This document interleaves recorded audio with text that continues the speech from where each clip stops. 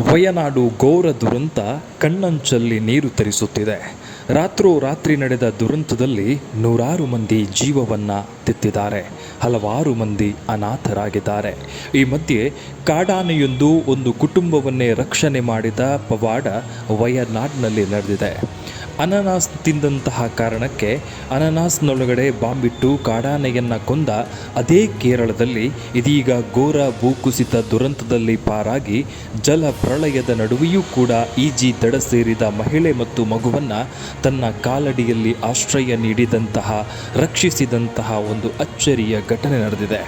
ಪಾರಾಗಿ ಬಂದಂತಹ ಸುಜಾತ ಎನ್ನುವಂತಹ ಮಹಿಳೆಯೇ ಖುದ್ದು ಈ ವಿಚಾರವನ್ನು ಹಂಚಿಕೊಂಡು ಕಣ್ಣೀರನ್ನು ಸುರಿಸಿದ್ದಾರೆ.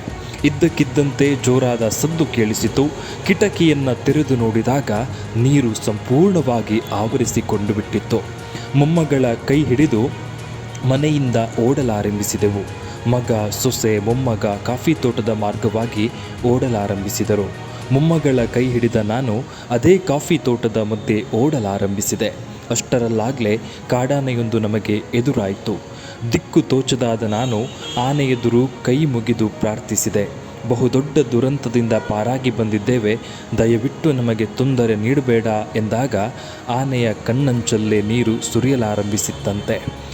ಆನೆಯು ತನ್ನಲ್ಲಿ ನೆರವು ಯಾಚಿಸಿದ ಆ ಇಬ್ಬರಿಗೂ ತನ್ನ ಕಾಲಬುಡದಲ್ಲಿಯೇ ಆಶ್ರಯವನ್ನು ನೀಡಿ ಬೆಳಗ್ಗಿನವರೆಗೂ ಕಾಪಾಡಿಕೊಂಡಿತ್ತು ಅಂತ ಸುಜಾತ ಕಣ್ಣೀರಿಡುತ್ತಾರೆ. ಸ್ವಲ್ಪ ಹೊತ್ತಲ್ಲೇ ಮತ್ತೆರಡು ಆನೆಗಳು ಬಂದರೂ ಅವುಗಳು ಏನೂ ಕೂಡ ಮಾಡಲಿಲ್ಲ ಎನ್ನುತ್ತಾರೆ ಸುಜಾತ.